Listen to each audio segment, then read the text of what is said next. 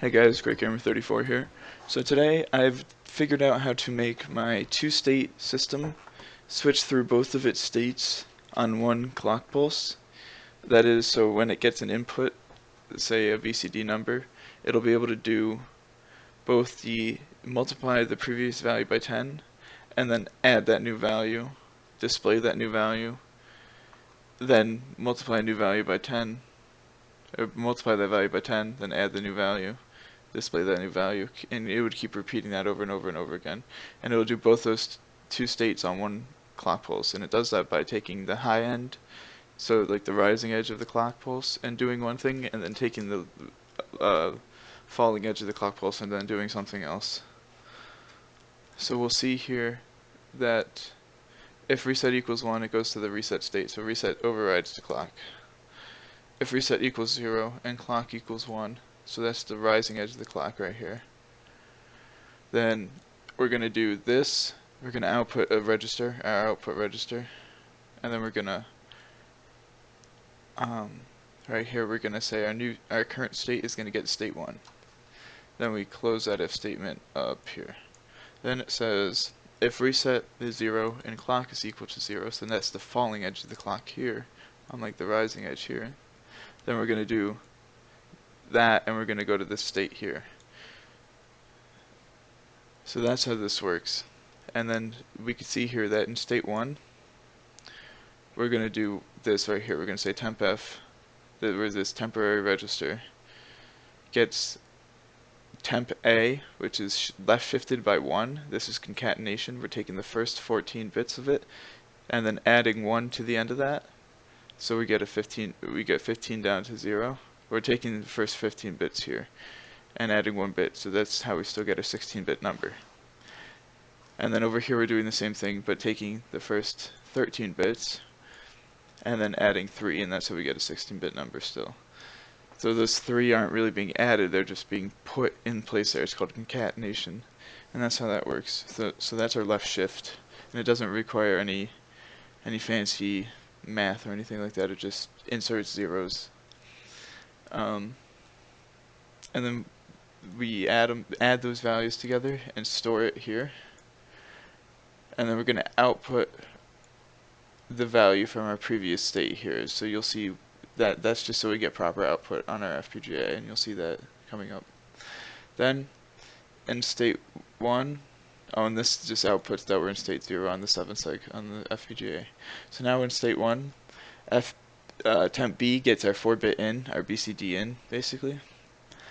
Then temp A gets our temp B, which was up here, our data, plus the previous value that was stored up here, so that multiplied by 10 value. And then we output temp F. So if you see up here we output temp A, and temp A is used down here. And then down here we output temp F, and temp F is used up here. So we're reversing the order of which we're outputting each state just so it flows nicely on the output of the FPGA. And so yeah, that's really what this is doing, is taking our input in here, adding it to the previous value that we had here, then going to this previous thing, and then multiplying it by 10 by doing that, and then going to here and accepting a new input, then adding it, then outputting this, and then going back, and it keeps looping over and over and over that every time you enter one button. And that's why this was important, because if you have a button panel, you don't want to have to press button you don't want to have to press 5, enter, 6, enter, 7, enter, 8, enter, and then be your password. You want to just press 5, 6, 7, 8, and then enter, and then have it know. So that was the dilemma I was facing, and now I think I overcome it. I will be interfacing a keypad to the FPGA, a 4x4 matrix keypad. It happens to fit really nicely into the Xilinx Basis 3 board. It's got these J headers.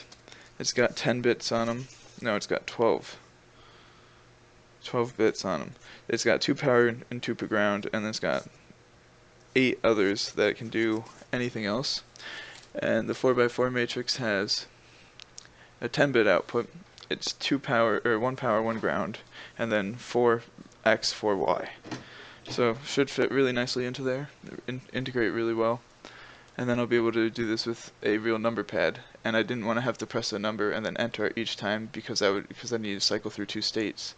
I just wanted to press that one button and have it go. So now I'll show you actually on the FPGA how that works, and it's alright. So here we are with the board, and so I've done something a little bit different. I bought a USB. It was actually really cheap. It's a 3.1 rated drive, 32 gigs. It was $14, so I was like, alright, yeah, I'll get it. And so I'm using this instead of for data transfer of programming the FPGA. I'm using this as just power. So I'll just prove that. I'll pull this thing out, and then I'll turn this thing on and show that it powers on, but it doesn't know what it's doing here. It doesn't have a program to run. I can't reset it because it doesn't know what to do because of the header. I have the header programmed to USB programming, so if I turn this thing off, I was just showing that was on being just data. When I plug this in,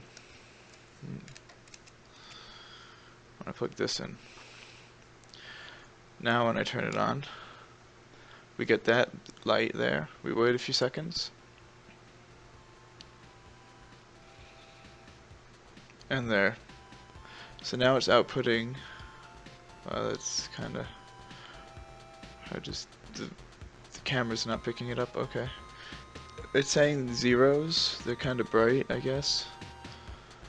And so over here is our input. So if I enter 1, clock it,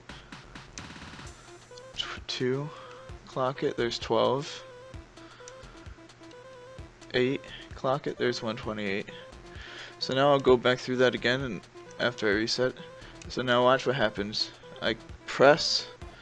When I'm pressing, nothing happens, and then I get a 1. Okay, cool.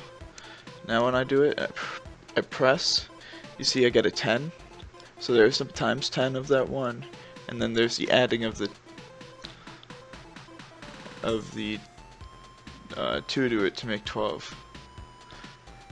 So we went from 1, then we entered 2, and we got 12. So that's working. So now when we do 8, 12 will get multiplied by 10.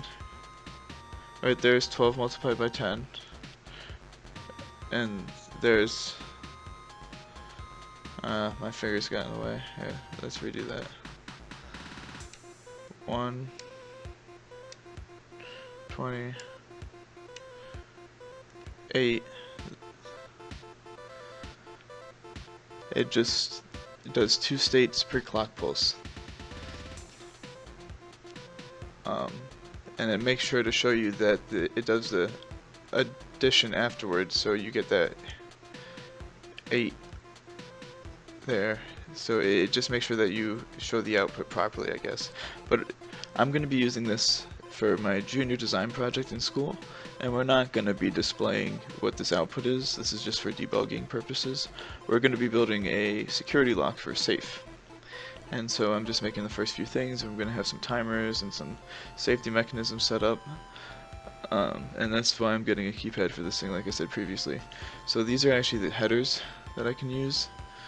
So they're mad convenient. And then you just program them the same way you would program a switch on, like this, to hook up into your board. So really convenient. You just program it like I/O because it is I/O.